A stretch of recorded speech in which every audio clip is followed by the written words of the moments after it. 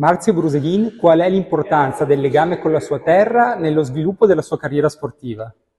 Ma io ho avuto la fortuna di nascere nel Trevigiano, che era una patria del ciclismo, e quindi l'affetto e l'amore della gente si sentiva quotidianamente sulle strade. Queste sono sempre state le strade, cioè i miei percorsi di allenamento, e quindi tutti i giorni sentivo l'affetto, e questo ti spinge a dare il massimo, ti spinge a cercare sempre di ricambiare questo affetto incondizionato che le persone vedono in te, insomma, vedono l'impegno e ti danno anche alla fine la forza nei momenti un po' più bui di una carriera, perché non sempre la carriera va nel verso giusto, e quindi il sostegno del tifo quando le cose vanno male è molto importante. Ecco, quale potrebbe essere la ricetta per rilanciare il movimento ciclistico giovanile?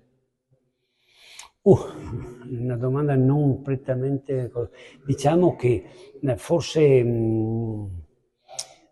probabilmente il ciclismo verrà rilanciato attraverso, anche grazie alle le nuove specialità, no? Nuove, tra virgolette, la mountain bike, la BMX, freestyle, tutte quelle attività che si possono fare, tra virgolette, al chiuso, comunque su un parco chiuso, e che comunque sono più ludiche che prestative. Il ciclismo obiettivamente per un ragazzino può risultare noioso.